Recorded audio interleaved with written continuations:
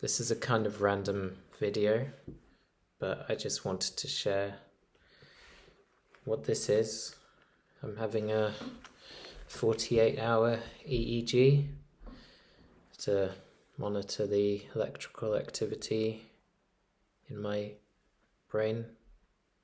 Got these electrodes. There's more hiding in this mop of hair all over my head. And I've got this button here. It's all attached, so all these wires are attached to this device to capture that activity, to monitor seizure activity. And so I'm actually going to try and trigger some seizures so that I can understand more about the types of seizures that I have, where they're coming from, and how they manifest themselves from different types of triggers. And I've got my little trigger button here as well, so if I experience any unusual activity or any seizure activity from my triggers, I press this button and then it captures it from those peaks and troughs that you'll see, or that, not necessarily peaks and troughs, but that activity in those regions that you see. And so that'll be interesting to have a look at, and to just talk about how seizures manifest themselves for me. And I have them pretty much under control. However, I do have the occasional focal seizure if I haven't had much sleep, or if I'm stressed, or if I don't eat the right thing. So that's why I'm on a very strict diet to manage that, and why I do other things like have magnesium supplements and do all these other things with breathing and optimizing my sleep and taking melatonin at the right times and these kinds of things. And so right now I'm aiming to actually, you can see one up there, and there's loads, there's about 21 of them I think, all around my head. And then I've got, you won't be able to see it, but on my back I've got this monitoring my heartbeat. It's kind of funny how it's in the back and not the front, but I guess maybe, I don't know, it's monitoring what's happening closer to my vagus nerve. Maybe, I don't know, that could be completely wrong, but it's just interesting. And it is a bit of a drag. It took 2 hours to use super glue to put all of these on. And interestingly, they use acetone. So that can actually trigger seizures for me. So it's the same thing that is used for nail polish, or nail polish remover. I don't know, I don't do my nails, but I know that's a trigger for me. And so it's interesting how they use that. So I made sure that the window was open and I had a fan just blowing the air over to the side. It was still really strong, and I did feel kind of woozy. It's probably not the best thing. But yeah, it's a very strong smell. But yeah, it was all right. And it's just an interesting process, because I've got this thing attached to my head with all these wires, and you have to drag it around, and it's not the most convenient thing to have, but it's just interesting how we can do this. Some people have this on over 5 days and more, but that might be in the hospital. Mine's only a 48-hour one. The one I had before this was just, I think it was over an hour just in the hospital. And that was 8.5 years ago now, I think. Yeah, well, around 8 years ago, at least. And I shaved my head for that one. So kind of strange to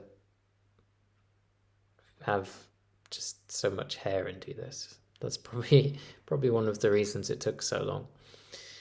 But yeah, I'm going to try and trigger some seizures, not with sugar, because that would be dumb, but just with small amounts of caffeine in the form of just having tea.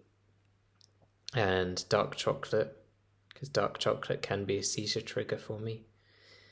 Even though it's 100%, still with the caffeine and the theobroma, it triggers seizures. It's stimulatory, it provokes that hyper excitability, particularly in this region of my brain, the one the region that's damaged, and that can affect my speech and my movement down the right side of my face.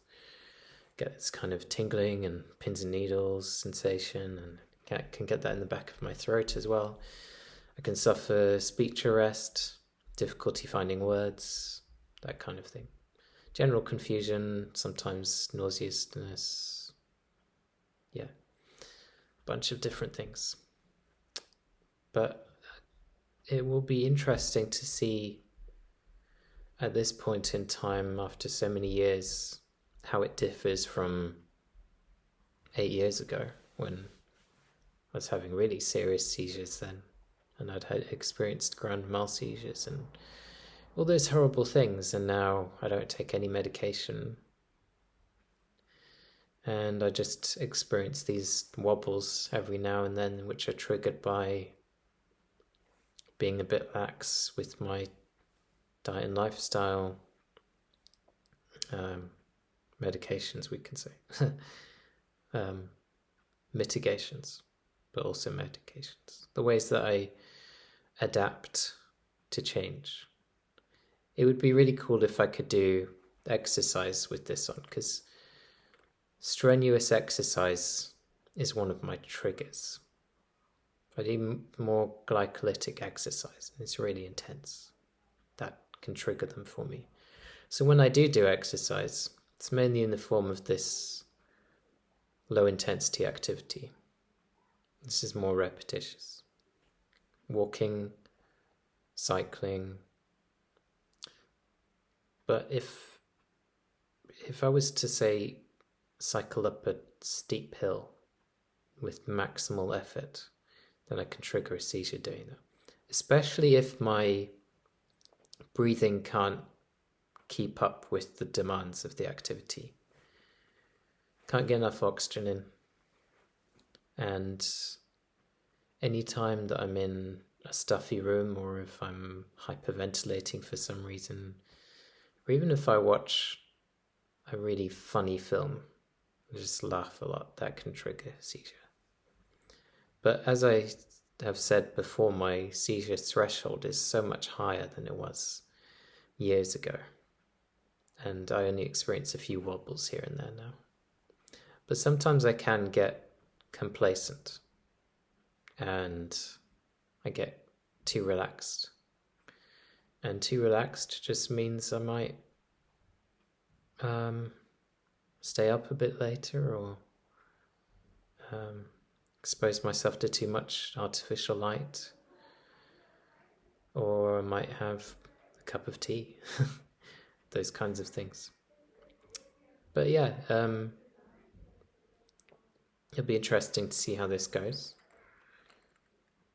over the course of 48 hours. I have to change the batteries after 24 hours. And that's the only really significant thing of how to manage with it. I have it removed. I have these removed again day after tomorrow, and then I'll have to wait to receive the report and the recommendations. I may have a consultation with Sapphire Clinic after to talk about cannabis-based medicines, which I've tried before and they weren't that effective. But if I'm doing this with a medical consultation, then they might be able to work out the ratio of THC and CBD, and they're using other cannabinoids as well, the ratio of all of those to give me the best benefit, even if it's to have better sleep, which a lot of people use it for. I think I could benefit from that. I do think you can abuse these drugs. Some people go crazy with them. It's like any drug. But interestingly, they're realizing more now with the medicinal cannabis, which I don't think they were before. They're realizing more that these different cannabinoids act in concert with each other. And so it's not just looking at one or two, which I find interesting. And so it would be nice to have a chat with them. And in a strange way, it benefits me to trigger seizures so that I can have this consultation happen. It's just a funny thing, but we'll see how it all goes.